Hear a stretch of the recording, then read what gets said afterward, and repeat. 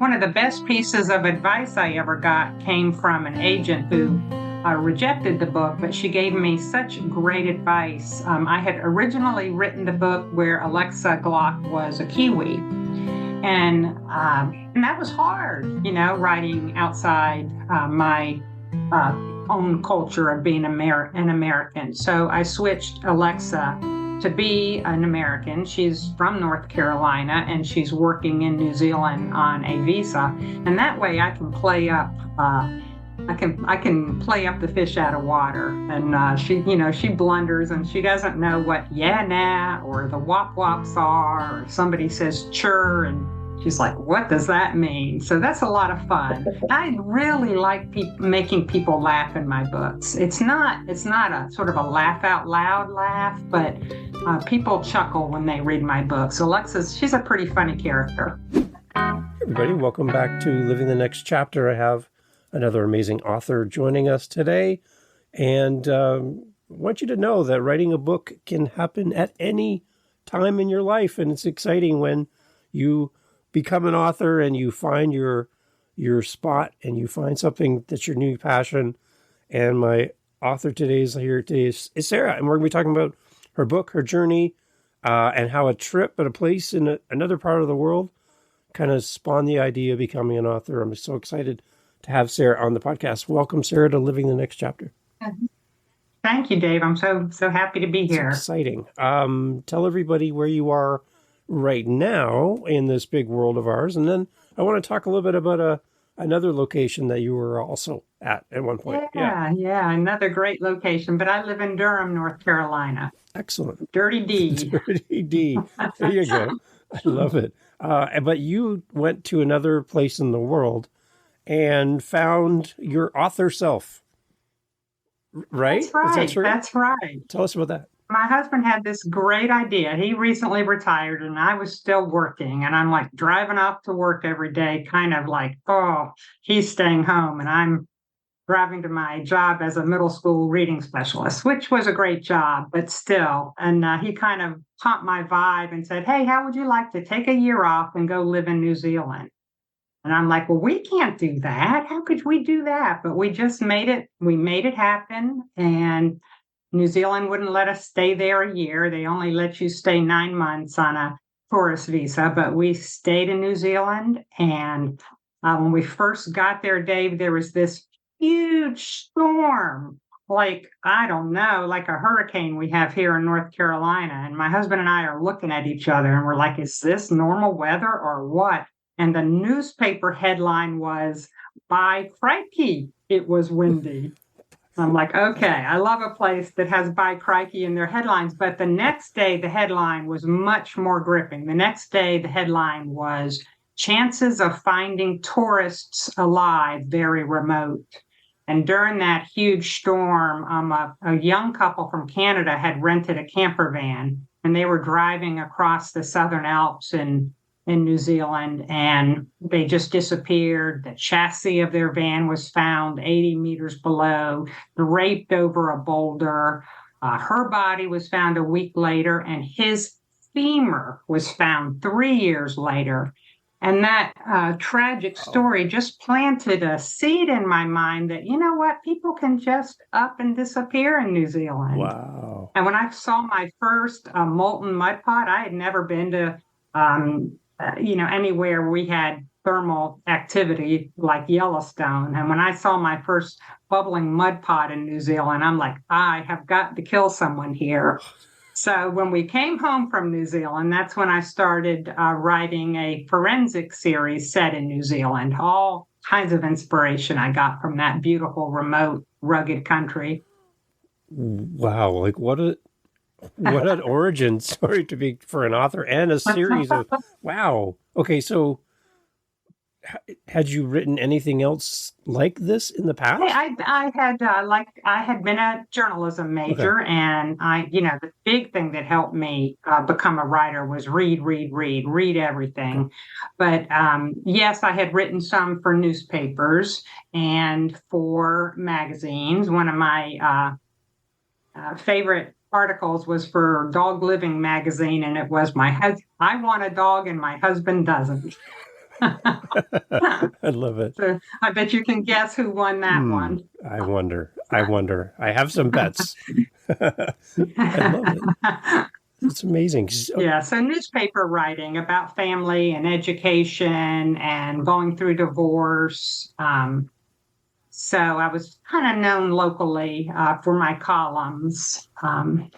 But, writing Molten Mud Murder, which was my first book, that was the first time I ever wrote a novel. So let's jump back to your time at school helping with, students when they're reading.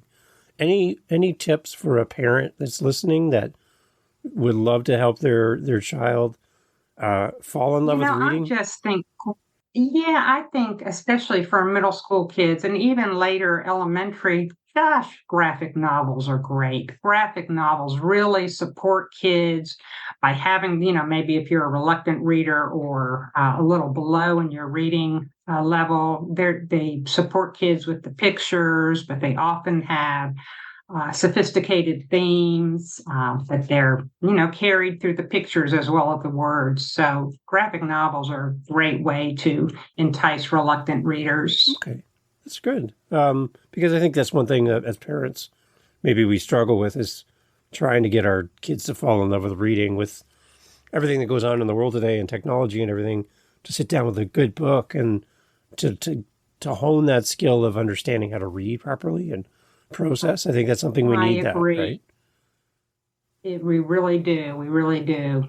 And just finding that kid's interest and trying to find books that support that interest, of course, is another great way. And I read to my kids through all the way through elementary school. So don't think just because they're 10 years old, you need to stop reading aloud with them. And we need to set the example as adults, I think, too. Right. Sure. We need to show that. Yeah, example. My kids always saw my nose in a book. That's for sure. You never know where it's going to lead. It's exciting. That's right. So tell us about your main characters in your book. Like, is there certain people we follow as we follow a journey? Yeah. That's something for writers to really consider before they jump in and write their novels is what's the point of view going to be? And are you going to have a single point of view or are you going to have multiple points of view? And I have to say, when I wrote my first book, I didn't spend a lot of time thinking about that. So my books are all close third person, and you are only in the head of one character, Alexa Glock. Okay. And by the way, listen to your mother. My mother, when I wrote the first book, she said, Sarah, don't name your main character Alexa. There's that. This was like in 2017. She said, Sarah, there's that Alexa Amazon thing. And I'm like, oh, Mom, that's not going to be a big deal. So now when people listen to my books, Alexa Glock sets off their devices. But there's nothing I can do about that now. I cannot change her name now that I'm on to book 6. Is there an audiobook series of this too then? They're all made into audiobooks, okay. And Sarah Vaughn does the recordings. She does an absolutely great job. But the first book, she or her manager contacted me and asked me how to pronounce some of the Maori phrases in my book. And I'm like, oh my gosh, I can write the phrases, but I have no idea how to do justice to the Maori language. And somehow they just do a great job with the Maori language in my books, and much better than I could ever do. But anyway, Sarah Vaughn does a great job narrating. Amazing. All my books. Okay, because I think that would be interesting if you're playing your audiobook and Alexa's in the room, that every time Alexa's mentioned on the audiobook, again, Alexa's going to queue up and we probably just set off a bunch of people. And let me just say I'm sorry. I love it. I should have listened to my mother. Oh, no, there's a tagline right there. I think all of us could agree with, I think. Anyway, a little more about Alexa Glock. I thought, okay, how can I sell this? How can I sell a series? I want to write a mystery series. So I did 2 things that I think helped me get an agent and sell the book. And one was set it in New Zealand, because New Zealand is on a lot of people's bucket lists, and it's a wondrous country. And the other is, okay, I'm going to give my main character a really cool job. So I came up with forensic odontology. And teeth are the most resistant part of the human body, and oftentimes the only thing left. I mean, they survive cremation, teeth do. So they're amazing. And Alexa has a motto, and her motto is lips may lie, but teeth never do. So I think having the niche of a cool job and a cool place helped me sell the series. Wow, I've never thought of anybody having that title. And you're right about teeth. That is very interesting. And yeah, and going back to your original story about the couple on holidays and tragically losing their life, how it's so hard to put all that pieces back together and figure out what happened. And that's amazing how all this, now that you're telling me all this, now I have a really good understanding coming to the series about how this all came to life. This really helps me as a reader as well. Good. I love it. I love it. You will learn fascinating things about forensics and about teeth and about New Zealand and about the culture and the Maori, and the birds of New Zealand are amazing. And all of that finds its way into my books. Amazing. Okay, so New Zealand definitely had an impact on you, and the people of New Zealand had an impact on you. What kind of things did you see when you were there that kind of fed its way into your writings? The one thing I know, I watched a series on New Zealand, and just the variety of 1 minute you can be in the mountains, the next minute you can be by the ocean. Like everything's like the whole place is just everything in one location. So that's right. You're never far from the sea, like you say, but you could be up in the mountains.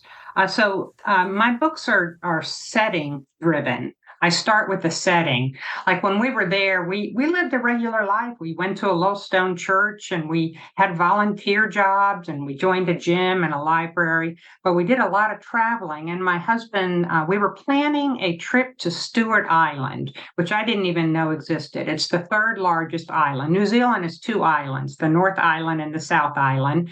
And then it has quite a large island, Stewart Island, that hangs off the southern tip.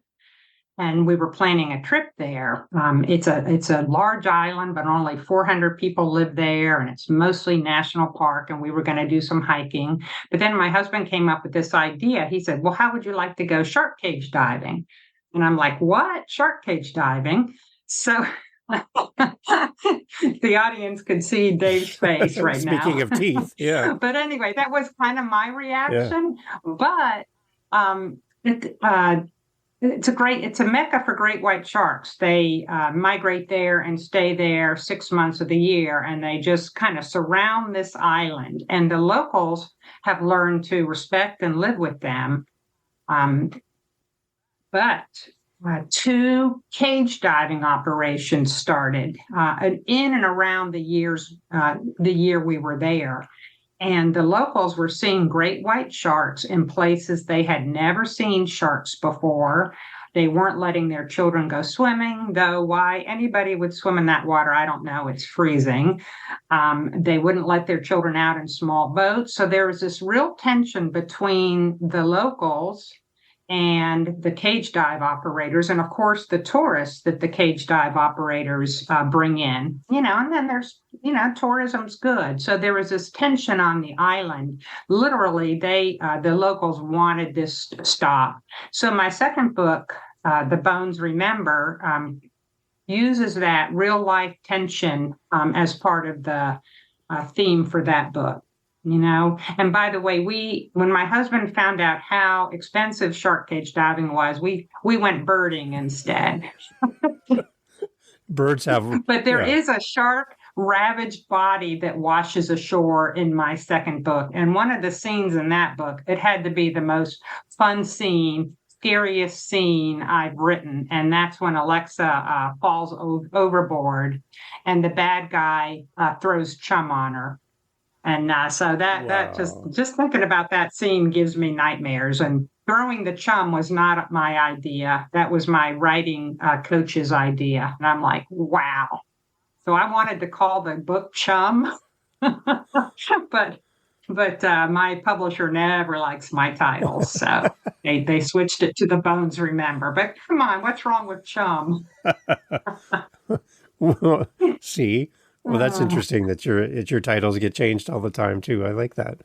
yeah. So, okay, there's so much here. Like, you have to have some sort of knowledge about what you're writing about. You can't just make up facts, and you got to know what you're doing. How much research have you done into your main characters, Yeah. what they would know and what would be common knowledge for them, Yeah. and how do you know all this? Yeah, no, it's like you say, I was a reading specialist, so I have no forensic science background. And so I do very, very careful research, but I still get it wrong. So I have found some amazing, and they all happen to be women. Like, well, for the shark book, there was a male shark biologist in New Zealand who read over what I wrote and let me know what I got right and what I got wrong. But I have a forensic consultant now, and Dr. Heidi Eldridge. She used to live in Durham, but now she is director of crime scene investigations at George Washington University. And she is amazing. She is so totally nerdy and so excited about everything. And she helps me in my third book. Alexa goes hiking on the Milford Track with her brother Charlie, and there is a death. And Alexa is examining the body, but rigor mortis has set in. And so I did all my careful research about how you break rigor mortis to take fingerprints.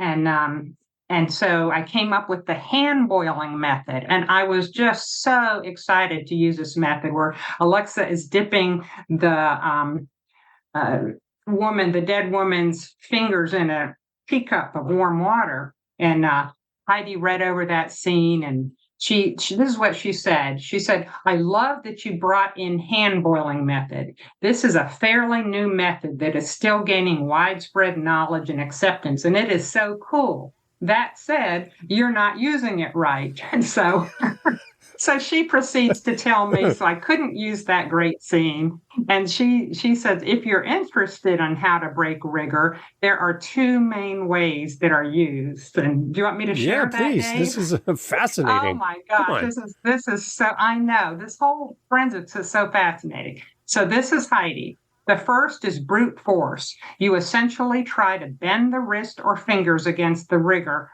pushing as hard as you can repeatedly until it loosens. You often hear a loud cracking sound when doing this. And then she says, I have had to physically jump up and down trying to break rigor on someone. I'm like, oh my gosh. And then the other way is a bit gorier, and that is cutting the tendons of the wrist. And that results in blood dripping out of the wound, of course. Yeah. So readers will have to read my third book, The Bone Track, to find out which method Alexa uses. So anyway, these experts are fantastic. I have, there's such a thing as a forensic chemist who has helped me understand all the fascinating DNA or all the fascinating things you can find out from a molar. In my fifth book, Alexa finds out where a person grew up by measuring the strontium isotopes in their molar. What? Where they grew up? Isn't that amazing? Where they grew up. When your molars are up, let's say your second molars when you're 7 years old, the strontium isotopes in rocks and streams washes down and gets into our food chain and are absorbed by the molars when they're erupting. And you can tell where somebody lived when their molars erupted. Wait. Is that not the coolest thing you have ever heard? What? Wow. I know that the world of teeth is amazing. It is just amazing. Makes me respect my own so much more. I think I'm going to go get my dentist some flowers or something today. That's amazing. That's so... Yeah, it really is. Cool. Okay. So cool. All right. So when you're writing, do you have a target audience in mind that this is who I'm writing for and this is who I'm hoping to bring into the series? Well, first of all, I have myself in mind. I always try to write a book that I would love reading. But other than that, it's people that enjoy forensics or enjoy, a lot of us really like to read mysteries set in foreign locations. If you like CSI or Bones, my books are for you. Um, if you like sort of a kicky, nerdy protagonist, she's a little clumsy. Some people have even asked me, is Alexa on the spectrum? She's much better with post-mortem dentals than she is with people. But anyway, she's also the kind of main character who uses a can of soup or maybe a fishing net to nab the baddie instead of a gun. So I kind of like that about her. A can of Book 5, soup. she just really nails somebody with a can of soup. My last name is Campbell, so I totally endorse that. So that's amazing. That's amazing.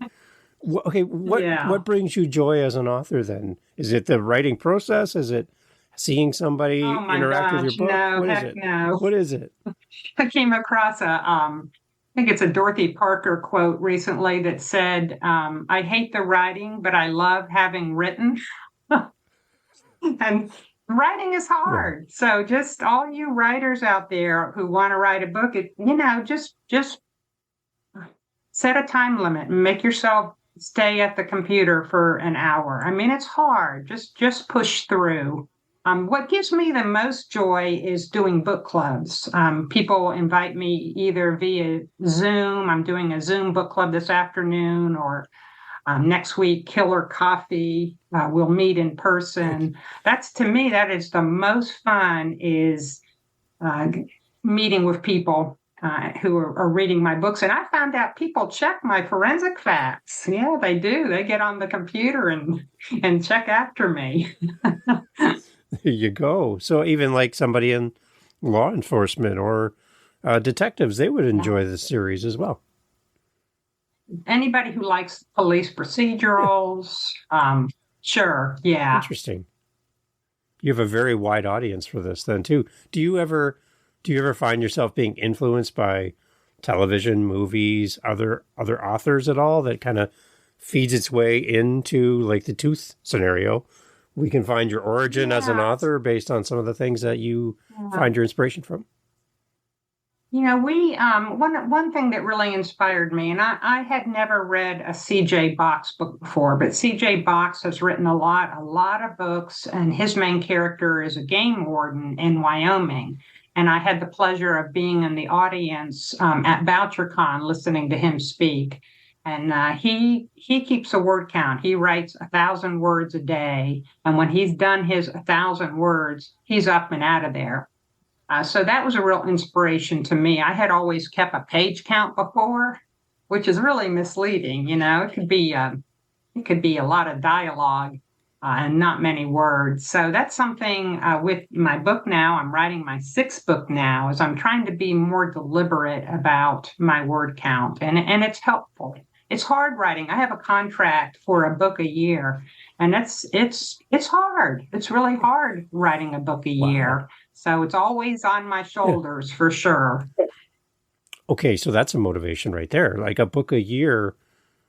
For those who have no idea what that feels like to have that kind of contract, do you find that to be motivating, or do you find that to be kind of a hindrance at times that you have to produce on a regular basis? It's a mixed bag. Okay. It motivates me. It's always there. Anytime I take time off, like with my new little grandbaby, or maybe my husband and I want to go on a trip, it's like, okay, but you should be writing. You should be writing. So it's a wonderful journey to be on. It really is. I'm thrilled. But I think having a word count has made me feel more in control.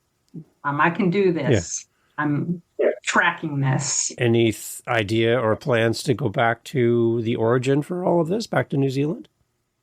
Yeah, we were lucky to make a trip back there for 4 weeks this past February. Of course, they had just had a cyclone, so lots of the hikes we wanted to take were unfortunately not available. And then we got COVID.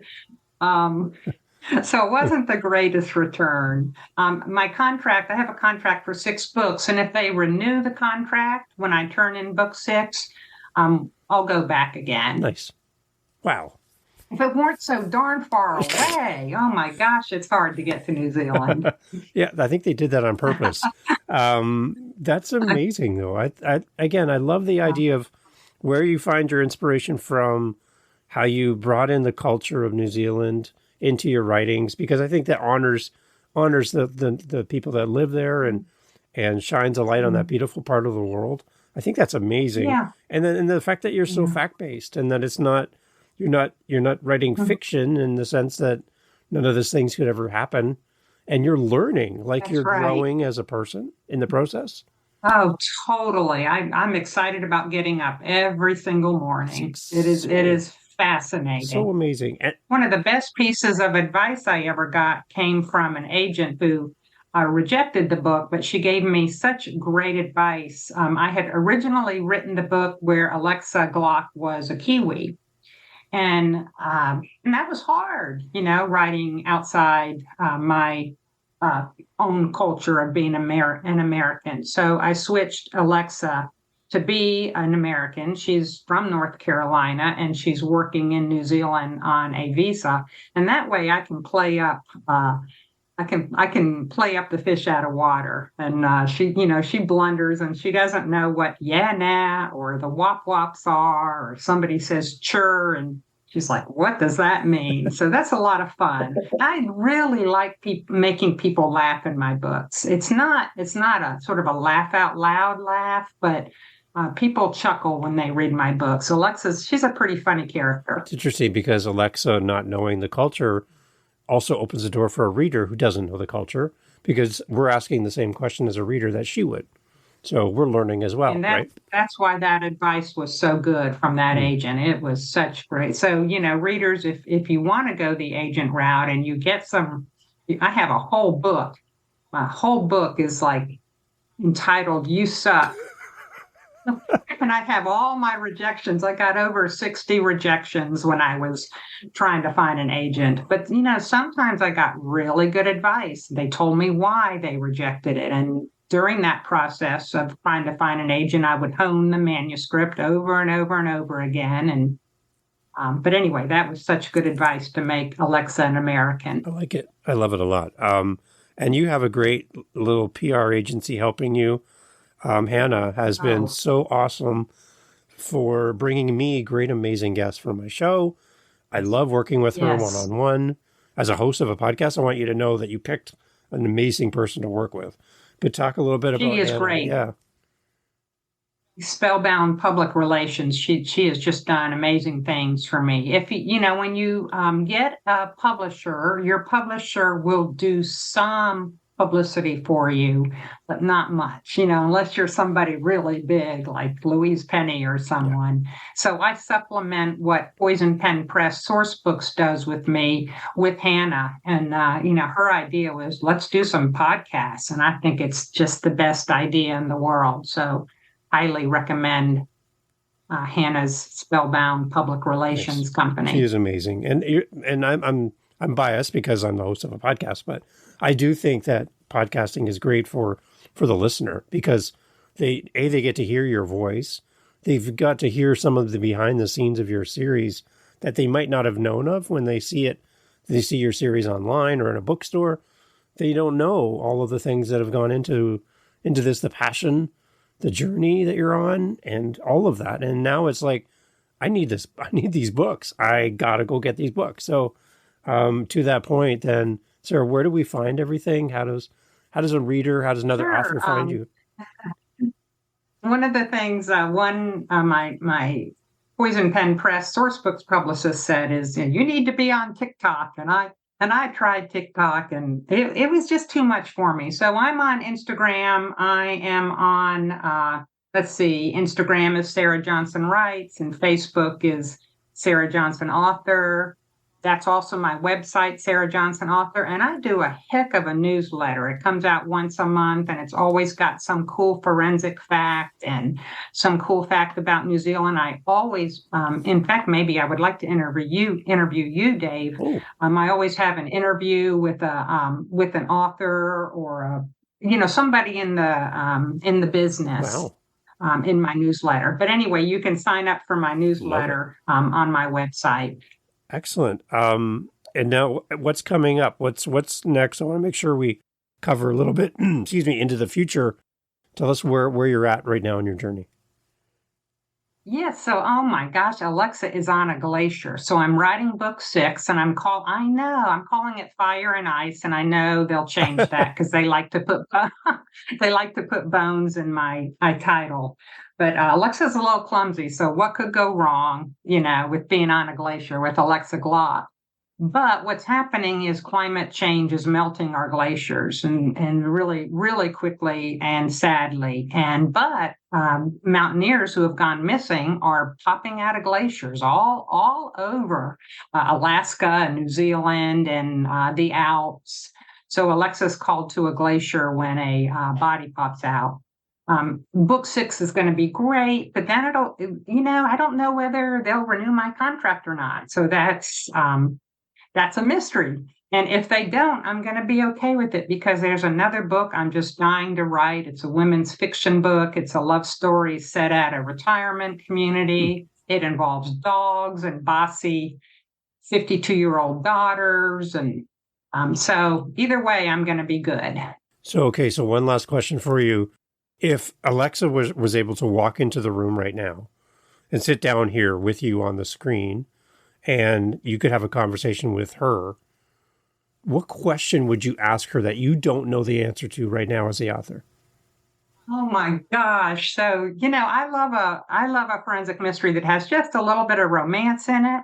So Alexa has been kind of trying to figure out whether she wants to commit to the Detective Inspector Bruce Horn.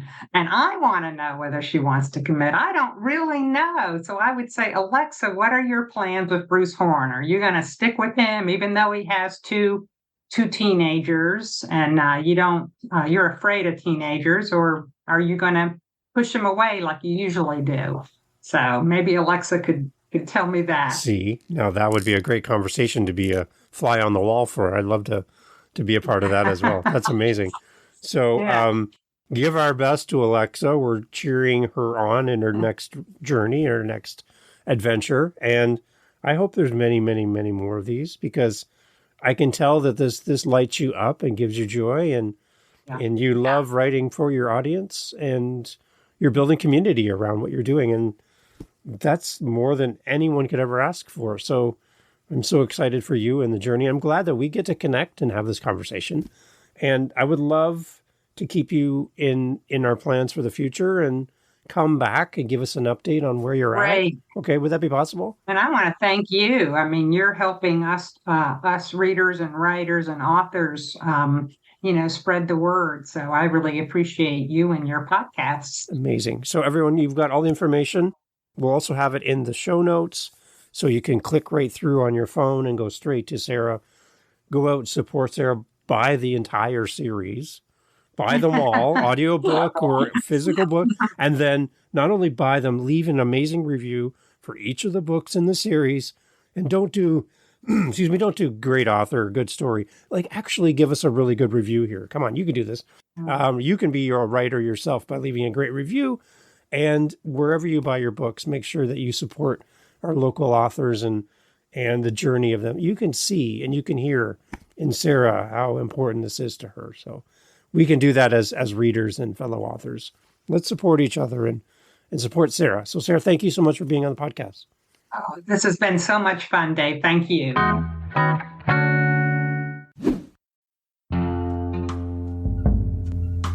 Hey, thanks for checking out the latest episode of Living the Next Chapter. I'm so happy to bring on these amazing authors and to share their stories, but I do have to confess I have a problem. And people who know me best would say, Dave, you have more than one problem. My problem is I have more episodes than I can release to you through my audio host, but I have a solution for you. Oh yes, head over to our YouTube channel, subscribe today to our YouTube channel, and you can get the most recent episode. I'm posting this episode today that I recorded today, and you can get it now on YouTube. Jump the line, move right past that big burly guy at the door. You can get right in and get the most recent episode of Living the Next Chapter on our YouTube channel. Make sure you go there. livingthenextchapter.com has all the information. And again, I want to thank you for making this podcast such a great joy to create. Catch you on the next one.